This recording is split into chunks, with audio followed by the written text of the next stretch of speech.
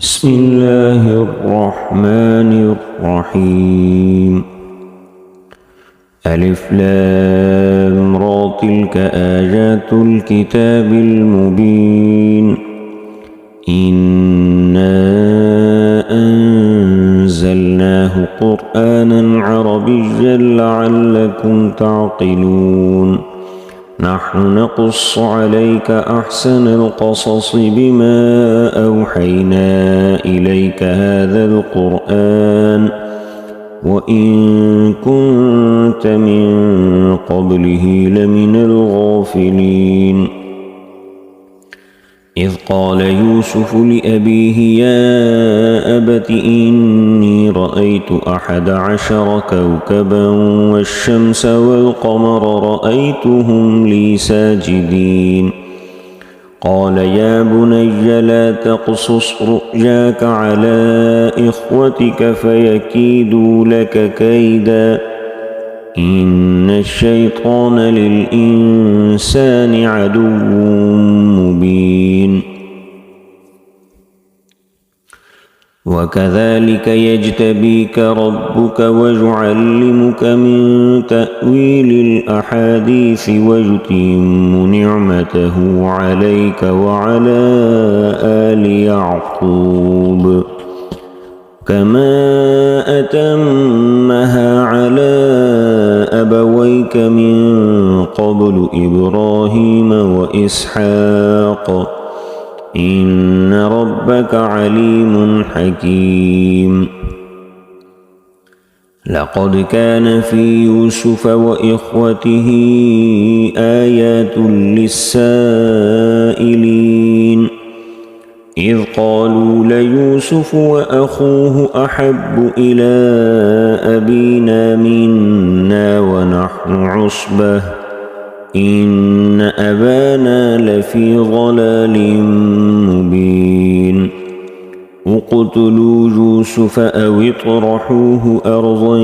يخل لكم وجه أبيكم وتكونوا من بعده قوما صالحين. قال قائل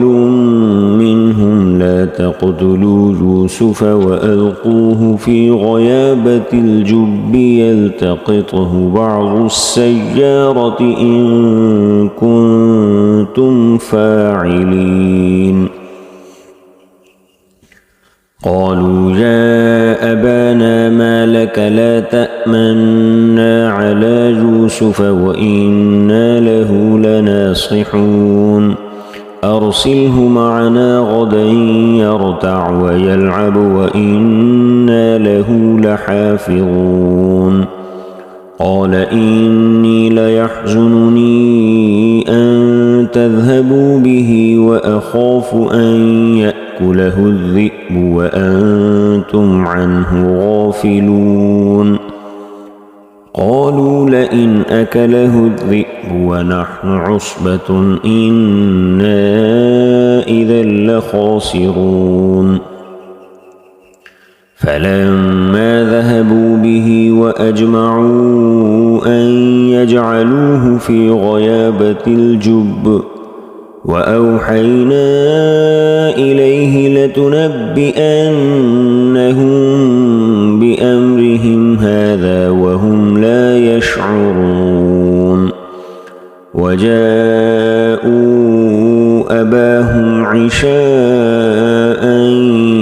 يبكون. قالوا يا أبانا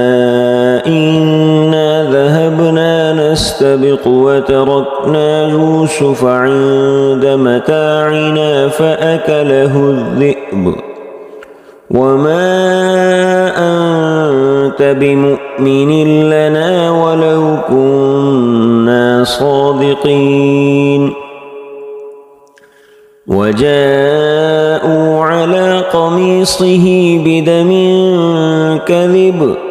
قال بل سولت لكم أنفسكم أمرا فصبر جميل والله المستعان على ما تصفون. وجاءت سيارة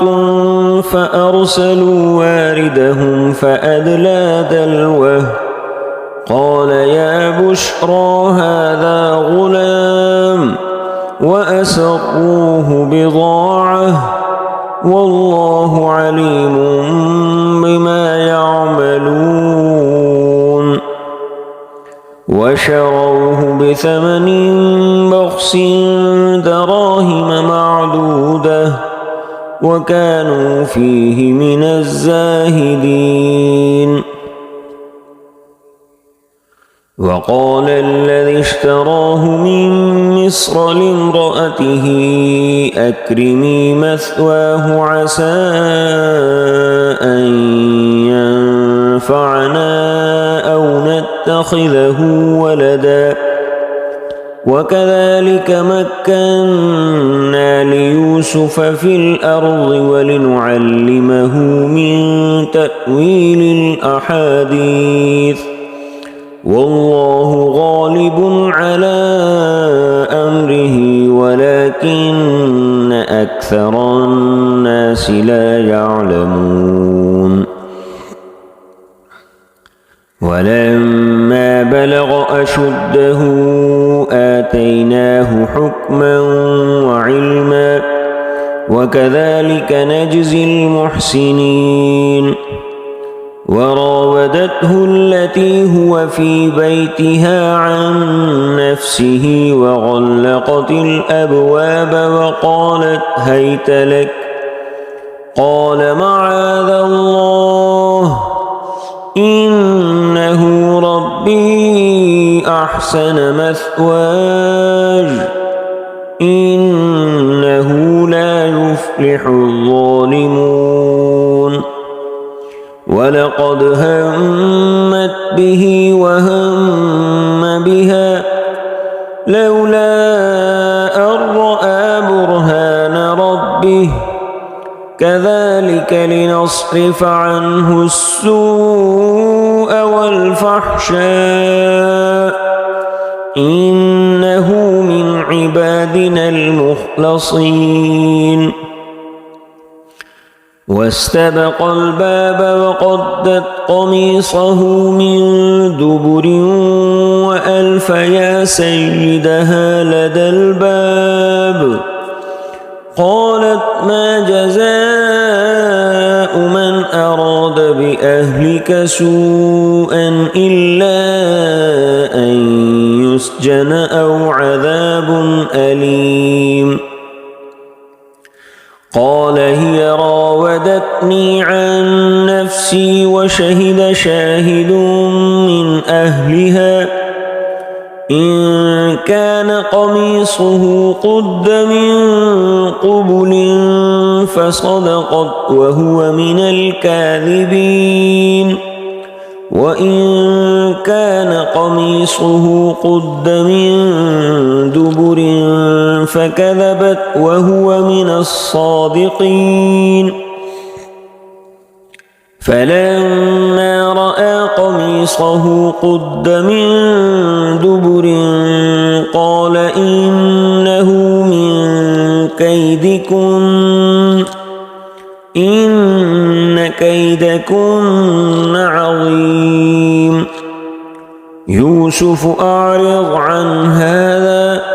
واستغفري لذنبك إنك كنت من الخاطئين وقال نسوة في المدينة امرأة العزيز تراود فتاها عن نفسه قد شغفها حبا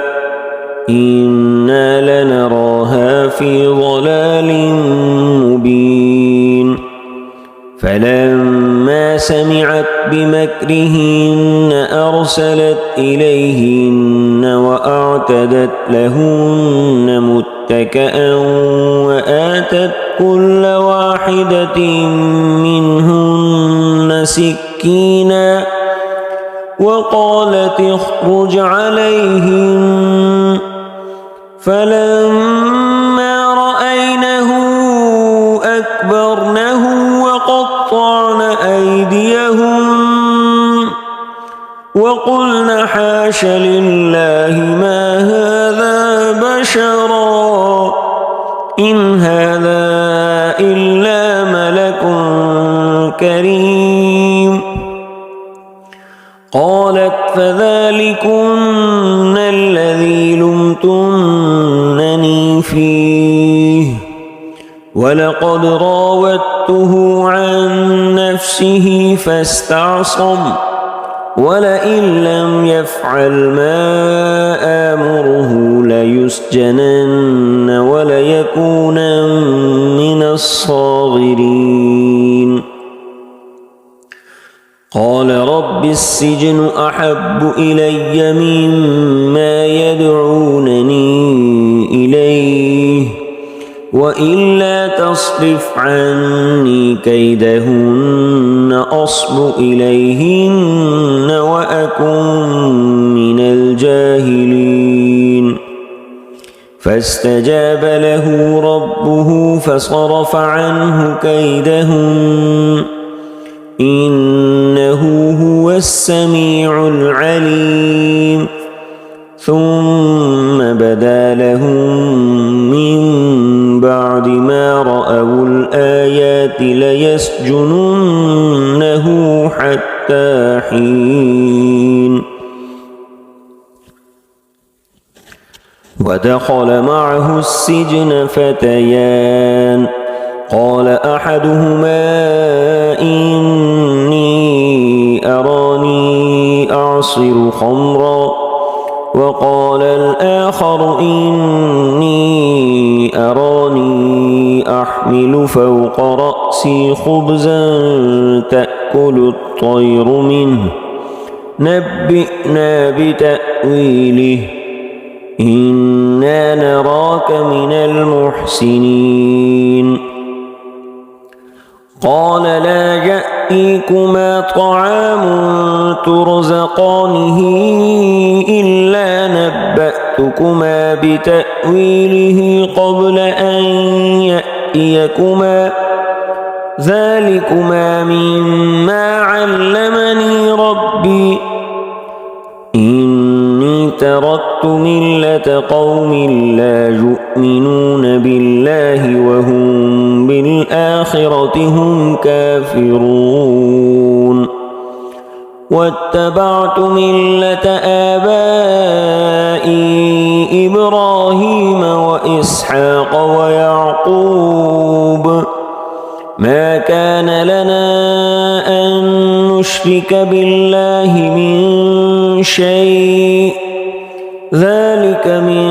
فضل الله علينا وعلى الناس ولكن أكثر الناس لا يشكرون. يا صاحبي السجن أأرباب متفرقون خير أم الله الواحد القهار ما تعبدون من دونه إلا أسماء سميتموها أنتم وآباؤكم ما أنزل الله بها من سلطان إن الحكم إلا لله أمر ألا تعبدوا إلا إياه ذلك الدين القيم ولكن أكثر الناس لا يعلمون. يا صاحبي السجن أما أحدكما فيسقي ربه خمرا وأما الآخر فيصلب فتأكل الطير من رأسه قضي الأمر الذي فيه تستفتيان. وقال للذي ظن أنه ناج منهما اذكرني عند ربك فأنساه الشيطان ذكر ربه فلبث في السجن بضع سنين. وقال الملك إني أرى 7 بقرات سمان يأكلهن 7 عجاف و7 سنبلات خضر وأخر يابسات. يا أيها الملأ أفتوني في رؤياي إن كنتم للرؤيا تعبرون. قالوا أضغاث أحلام وما نحن بتأويل الأحلام بعالمين. وقال الذي نجا منهما وادكر بعد أمة أنا أنبئكم بتأويله فأرسلون. يوسف أيها الصديق أفتنا في 7 بقرات سمان يأكلهن 7 عجاف و7 سنبلات خضر وأخر يابسات لعلي أرجع إلى الناس لعلهم يعلمون. قال تزرعون 7 سنين دأبا فما حصدتم فذروه في سنبله إلا قليلا مما تأكلون. ثم يأتي من بعد ذلك 7 شداد يأكلن ما قدمتم لهن إلا قليلا مما تحصنون. ثم يأتي من بعد ذلك عام فيه يغاث الناس وفيه يعصرون. وقال الملك ائتوني به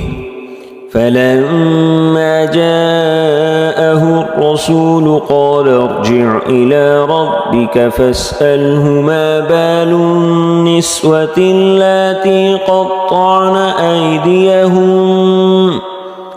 إن ربي بكيدهن عليم. قال ما خطبكن إذ راوتن يوسف عن نفسه قلن حاش لله ما علمنا عليه من سوء.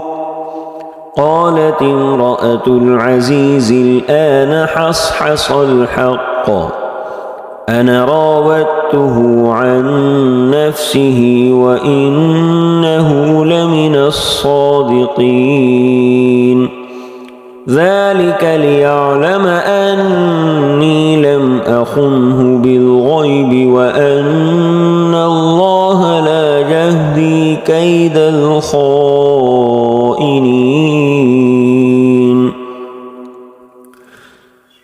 وما أبرئ نفسي إن النفس لأمارة بالسوء إلا ما رحم ربي إن ربي غفور رحيم. وقال الملك ائتوني به أستخلصه لنفسي فلما كلمه قال إنك اليوم لدينا مكين أمين. قال اجعلني على خزائن الأرض إني حفيظ عليم. وكذلك مكنا ليوسف في الأرض يتبوأ منها حيث يشاء نصيب برحمتنا من نشاء ولا نضيع أجر المحسنين ولأجر الآخرة خير للذين آمنوا وكانوا يتقون وجاء إخوة يوسف فدخلوا عليه فعرفهم وهم له منكرون ولما جهزهم بجهازهم قال ائتوني بأخ لكم من أبيكم ألا ترون أني أوفي الكيل وأنا خير المنزلين فإن لم تأتوني به فلا كيل لكم عندي ولا تقربون قالوا سنراود عنه أباه وإنا لفاعلون وقال لفتيانه اجعلوا بضاعتهم في رحالهم لعلهم يعرفونها إذا انقلبوا إلى أهلهم لعلهم يرجعون فلما رجعوا إلى أبيهم قالوا يا أبانا منع منا الكيل فأرسل معنا أخانا نكتل وإنا له لحافظون قال هل آمنكم عليه إلا كما أمنتكم على أخيه من قبل فالله خير حافظا وهو أرحم الراحمين ولما فتحوا متاعهم وجدوا بضاعتهم ردت إليهم قالوا يا أبانا ما نبغي هذه بضاعتنا ردت إلينا ونمير أهلنا ونحفظ أخانا ونزداد كيل بعير ذلك كيل يسير قال لن أرسله معكم حتى تؤتون موثقا من الله لتأتونني به إلا أن يحاط بكم فلما آتوه موثقهم قال الله على ما نقول وكيل وقال يا بني لا تدخلوا من باب واحد وادخلوا من أبواب متفرقة وما أغني عنكم من الله من شيء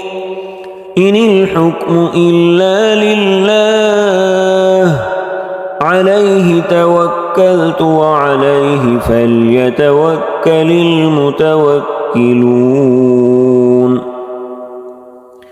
ولما دخلوا من حيث أمرهم أبوهم ما كان يغني عنهم من الله من شيء إلا حاجة في نفس يعقوب قضاها وإنه لذو علم لما علمناه ولكن أكثر الناس لا يعلمون ولما دخلوا على يوسف آوى إليه أخاه قال إني أنا أخوك فلا تبتئس بما كانوا يعملون فلما جهزهم بجهازهم جعل السقاية في رحل أخيه ثم أذن مؤذن أيتها العير إنكم لسارقون قالوا وأقبلوا عليهم ماذا تفقدون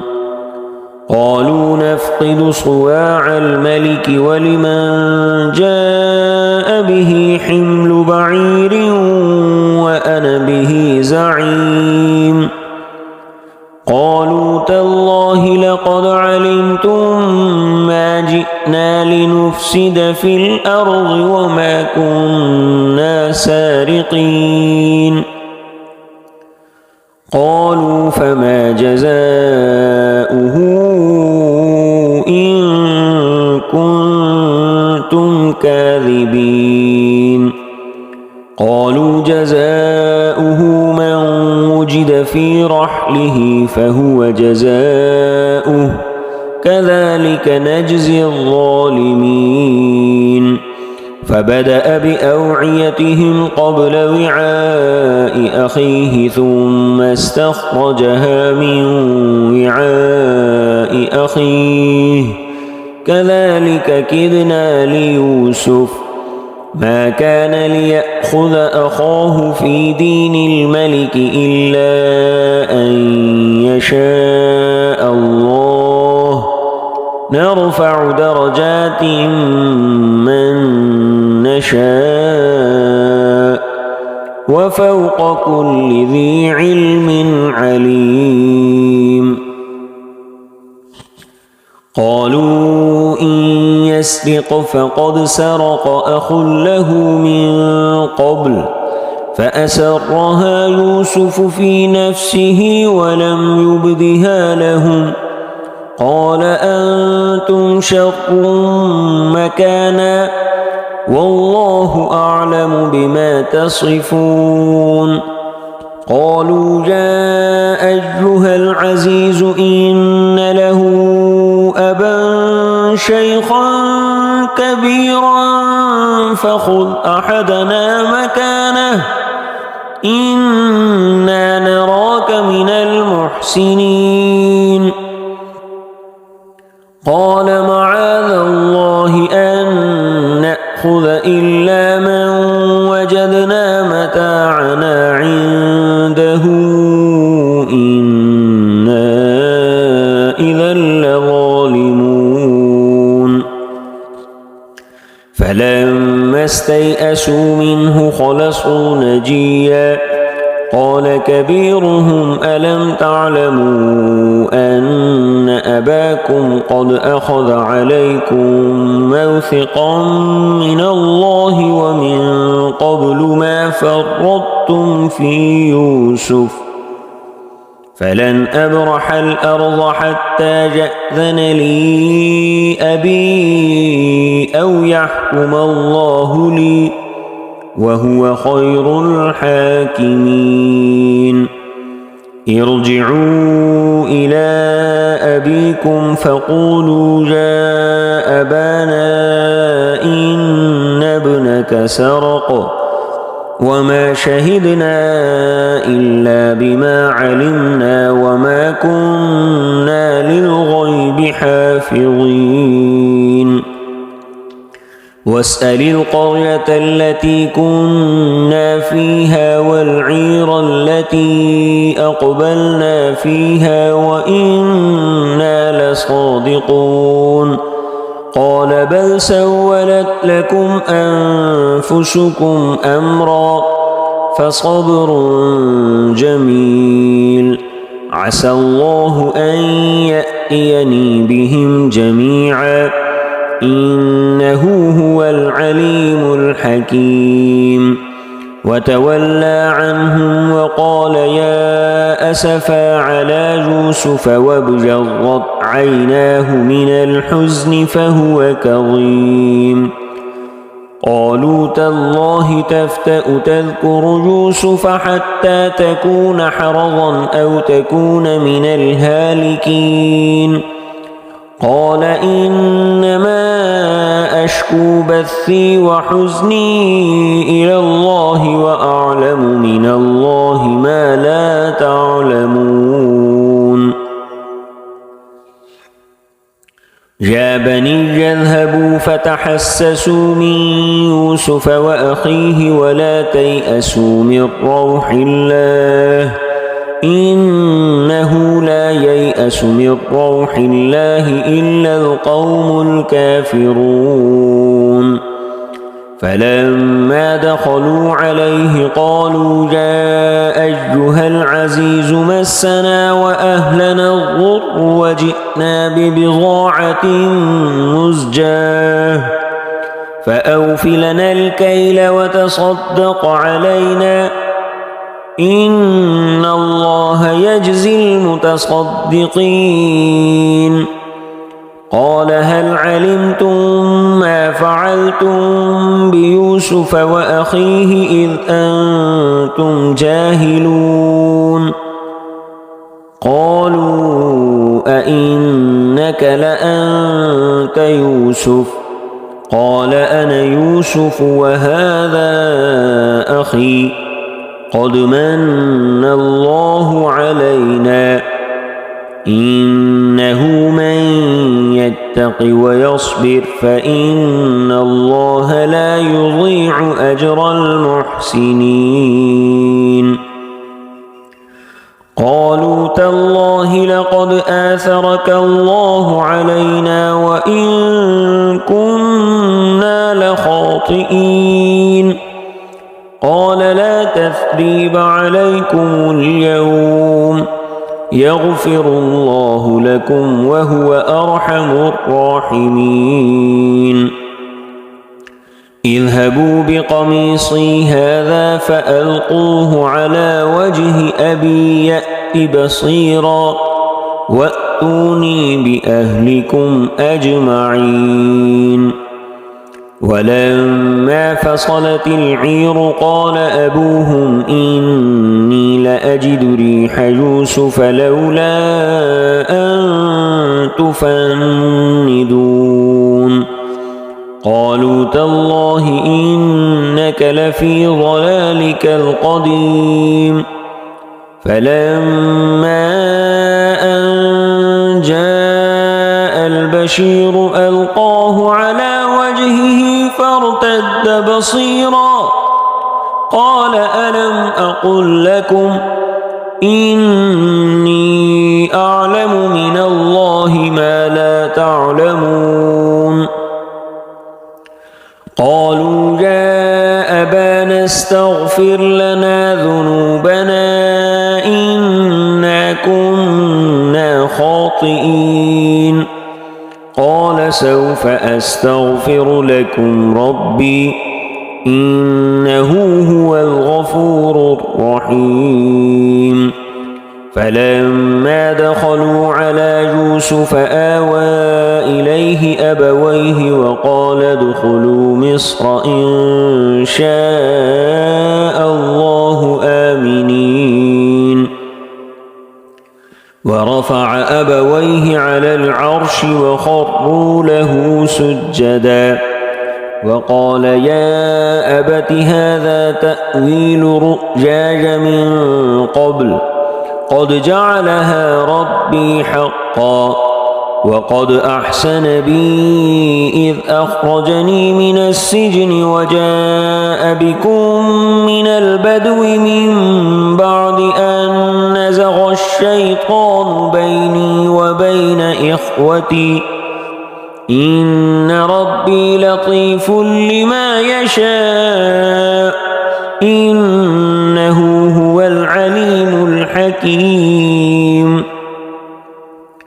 رب قد آتيتني من الملك وعلمتني من تأويل الأحاديث فاطر السماوات والأرض أنت وليي في الدنيا والآخرة توفني مسلما وألحقني بالصالحين ذلك من أنباء الغيب نوحيه إليك وما وما كنت لديهم إذ أجمعوا أمرهم وهم يمكرون وما أكثر الناس ولو حرصت بمؤمنين وما تسألهم عليه من أجر إن هو إلا ذكر للعالمين وكأي من آية في السماوات والأرض يمرون عليها وهم عنها معرضون وما يؤمن أكثرهم بالله إلا وهم مشركون أفأمنوا أن تأتيهم غاشية من عذاب الله أو تأتيهم الساعة بغتة وهم لا يشعرون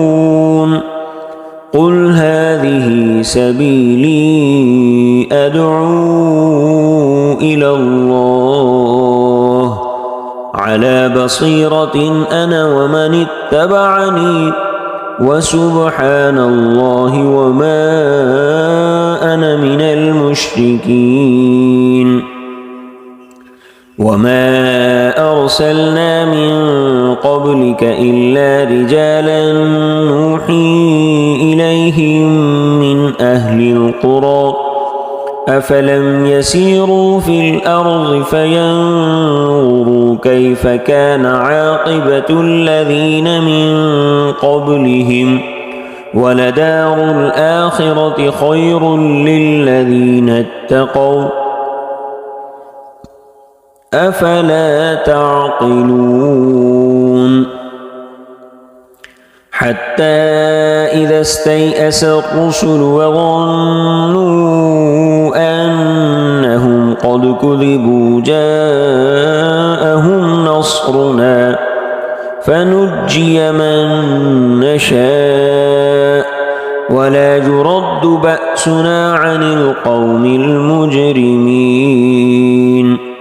لقد كان في قصصهم عبرة لأولي الألباب ما كان حديثا يفترى ولكن تصديق الذي بين يديه وتفصيل كل شيء وهدى ورحمة لقوم يؤمنون